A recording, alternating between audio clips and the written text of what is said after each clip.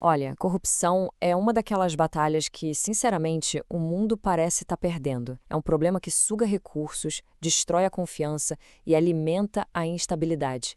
Hoje, a gente vai investigar por que essa luta parece não sair do lugar e por que a resposta para essa pergunta nos afeta e muito.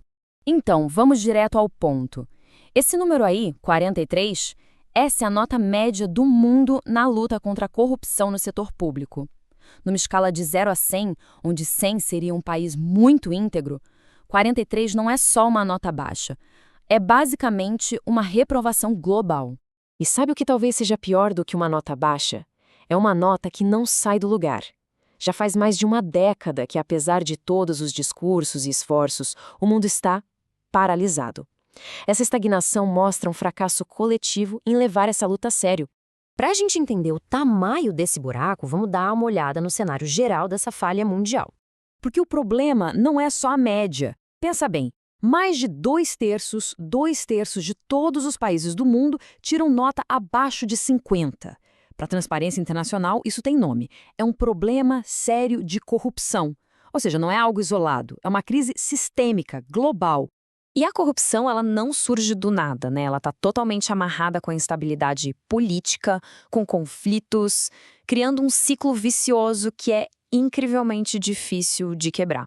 Funciona assim. De um lado, a corrupção vai minando o Estado.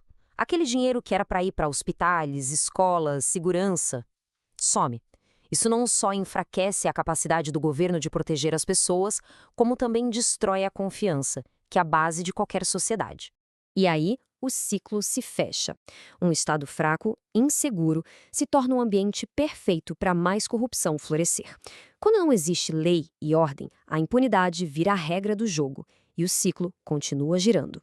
E o que deixa tudo mais grave é que esse enfraquecimento não acontece por acaso. Não mesmo. É um movimento pensado. A Transparência Internacional está alertando para uma tendência mundial bem clara.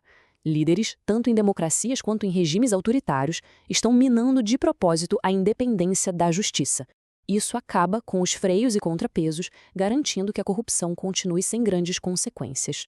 Ok, vamos sair do global e aterrissar no Brasil para ver como essa história toda acontece na prática. É um caso de estudo bem emblemático de como a corrupção sistêmica funciona e dos desafios para lutar contra ela. Essa linha do tempo aqui conta uma história bem clara de retrocesso. Lá em 2012, o Brasil atingiu seu pico, com 43 pontos, a mesma média global de hoje. Mas de lá para cá, foi só a ladeira abaixo, chegando a apenas 35 pontos. Não é nem estagnação, é andar para trás. E para a gente ter uma noção, esses 35 pontos do Brasil ficam bem abaixo da média mundial, que já é preocupante, né? É de 43. Isso joga o país lá para a posição 107 entre 182 nações, um sinal claro de que estamos perdendo terreno nessa luta. Mas como é que essa engrenagem da corrupção funciona no dia a dia? Para entender o desafio no Brasil, a gente precisa desmontar a arquitetura dela, peça por peça, começando pela base, pela história. E a base de tudo tem um nome: patrimonialismo. É uma herança que vem lá do nosso passado colonial, sabe? Aquela confusão onde a linha entre o que é público e o que é privado simplesmente desaparece. O Estado e seus recursos são tratados quase como propriedade pessoal de quem está no poder. E essa herança histórica aparece hoje de um jeito bem concreto. O esquema é quase uma receita de bolo. Primeiro, colocar aliados políticos para chefiar as estatais. Segundo, eles fecham contratos superinflados com empresas privadas. E terceiro, essas empresas devolvem uma parte da grana como propina ou caixa 2. É uma máquina de gerar dinheiro ilícito para alimentar o sistema político. Só que, claro, esse sistema não ficou sem resposta. A sociedade e a justiça reagiram com força. Então, agora, vamos mergulhar na história dessa batalha, que é cheia de escândalos, de avanços e, infelizmente, de retrocessos bem perigosos. A história recente do Brasil é pontuada por escândalos gigantescos. Dos anões do orçamento nos anos 90, passando pelo Mensalão em 2005, até chegar na Operação Lava Jato em 2014. A Lava Jato, especialmente, foi um verdadeiro terremoto que expôs como a corrupção estava enraizada, conectando a Petrobras às maiores empreiteiras do país num esquema bilionário. Pois é, mas depois do pico das investigações, o que a gente viu foi um contragolpe. Leis importantes, como a Lei de Improbidade Administrativa, foram enfraquecidas. Decisões judiciais anularam condenações. Basicamente, o conjunto de ferramentas usado para combater a corrupção começou a ser desmontado. É um reflexo perfeito aqui no Brasil daquela tendência global de enfraquecimento da justiça que a gente falou antes. Mas tá bom. Fora dos escândalos e das manobras políticas, qual é o custo real disso tudo na vida das pessoas? O impacto é gigantesco e bem concreto. Olha esse número, 40%. É a estimativa da economia informal no Brasil.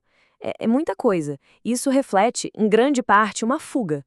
Cidadãos e empresas desiludidos com um Estado que percebem como corrupto e ineficiente operam por fora, o que, claro, drena ainda mais recursos que poderiam financiar serviços públicos. É um ciclo de desconfiança. Agora esse aqui, menos 0,52. Essa é a nota do Brasil em estabilidade política.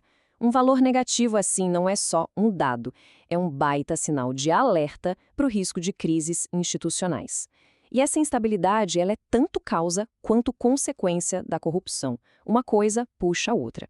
E aí a gente volta para aquele ranking global. Estar na posição 107 só reforça que esse problema sistêmico não apenas prejudica o país por dentro, mas também afeta a imagem e a posição do Brasil no cenário mundial. No fim das contas, tudo se resume a uma verdade muito simples, que foi muito bem dita aqui pela Transparência Internacional. A luta contra a corrupção é, na sua essência, uma luta por um sistema de justiça que funcione e seja independente, porque sem isso, a conta sempre sobra para a população. E isso tudo nos deixa com uma pergunta no ar, uma pergunta bem séria. Num mundo onde as próprias ferramentas para fiscalizar o poder estão sendo deliberadamente desmontadas, quem é que vai fazer esse trabalho? É uma questão que vai muito além das fronteiras e que define o futuro da própria democracia.